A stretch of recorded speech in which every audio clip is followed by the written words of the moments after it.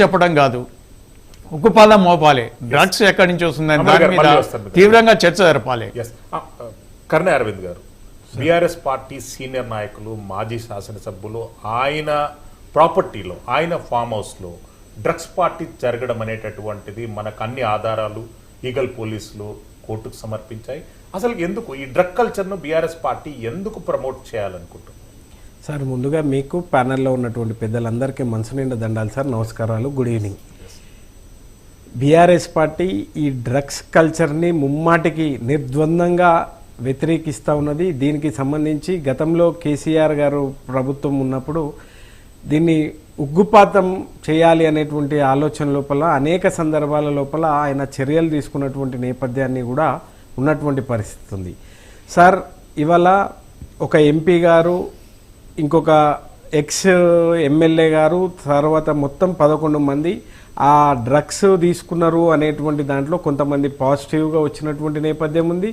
ఆ తర్వాత ఇది దీంతో పాటు కాల్పులు, గాలిలో కాల్పులు జరపడం, 2-3 రౌండ్లు ఏదో కాల్పులు జరిపినటువంటి సందర్భం ఉంది అని చెప్తున్నారు కదా. ఈ రెండింటినీ కూడా సైమల్టేనియస్గా వీళ్ళు సిట్టు కూడా వీళ్ళు వేసేటువంటి అవకాశం ఉంది అని చెప్పి ప్రభుత్వ వర్గాలు ఇప్పటికే లీకులు ఇస్తున్నటువంటి నేపథ్యం కూడా ఉన్నటువంటి పరిస్థితి ఉంది. సరే, ఏది ఏమైనప్పటికీ కూడా చట్టం ఎవరికి చుట్టం కాదు కాబట్టి ఆ కార్యక్రమం ఎవరు తప్పు చేసినా, ఎవరు దీంట్లో నిందితులుగా ఉన్నటువంటి వాళ్ళు ఉన్నా కూడా చట్టపరమైనటువంటి చర్యలు తీసుకోమని చెప్పి పలు సందర్భాల లోపల బీఆర్ఎస్ పార్టీ చెప్పింది. ఇవాళ కూడా మేము దాన్ని మేము చెప్తున్నాం సార్.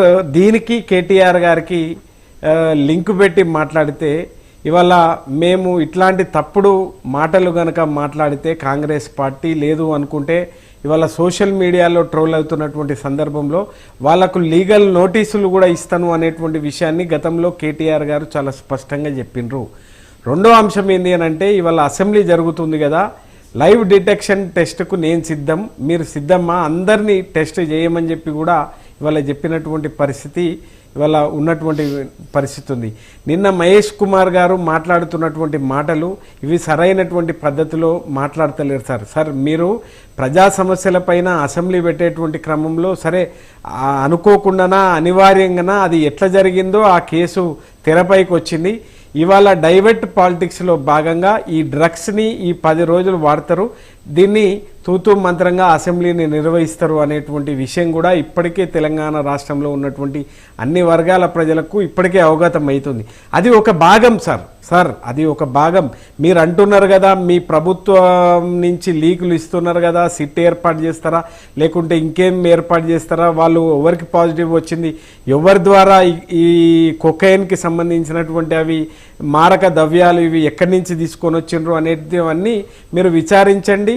ఒకవేళ పాజిటివ్ అని తెలిస్తే చట్టరీత్యా వాళ్ళ చర్యలు తీసుకోండి. కానీ ఇవాళ ఇది కేవలం 11 మంది దీంట్లో పాజిటివ్గా ఉన్నారని, ఈ పార్టీ జరిపిరని, ఇది మొత్తం తెలంగాణని ఆపాదిస్తే ఇది ఎట్టి పరిస్థితిలో కరెక్ట్ అయినటువంటి పద్ధతి కాదు.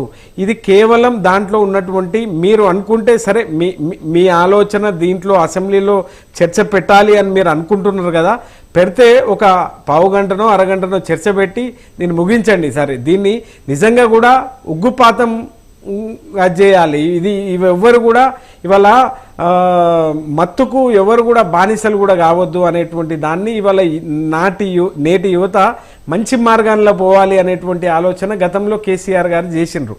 ఆ కోణంలో మీరు ఒక సందేశాన్ని మీరు అందించండి, దాంట్లో ఇబ్బంది లేదు. కానీ ఇవాళ ప్రజా సమస్యలు అనేకం ఉన్నాయి. ఇవాళ రాహుల్ బంధు కాదు, రైతు బంధు కావాలి అని అంటున్నాం.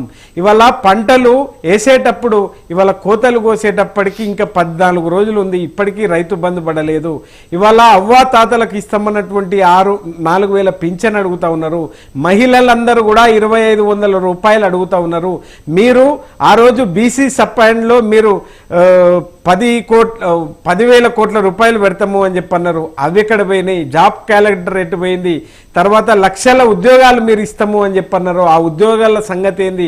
ఆ మొత్తంగా కూడా 10,000 కూడా ఇవ్వలేనటువంటి పరిస్థితి ఉన్నటువంటి నేపథ్యం ఉన్నది. కాబట్టి ఇట్లా రకరకాల అంశాల పైన చర్చ జరగాలి. Yes. రైతు బంధు పైన, ఇవాళ దళిత బంధు పైన రాష్ట్రంలో సార్ మూసి బ్యూటిఫికేషన్ అని చెప్పి వాళ్ళు గతంలో మీరు చూసిండ్రు సార్, గతంలో కేసీఆర్ గారి ప్రభుత్వం ఉన్నప్పుడు ఆ రోజు పవర్, ఇవాళ వాళ్ళదేమో పవర్ ప్లాంట్ ప్రజెంటేషన్, కానీ మొన్న మేము కేటీఆర్ గారు పీపుల్ పాయింట్ ప్రజెంటేషన్ ని ఇచ్చినటువంటి నేపథ్యం ఉంది. అంటే సార్ ఇవాళ గాంధీ సరోవర్లో ఇవాళ గాంధీ గారు ఎక్కడన్నా అడిగినరా? దయించి నేను ఒక మాట నేను ఈ వేదిక ద్వారా అడగదలుచుకున్నా, ఇది ప్రజల పక్షాన నేను అడుగుతా ఉన్నాను సార్.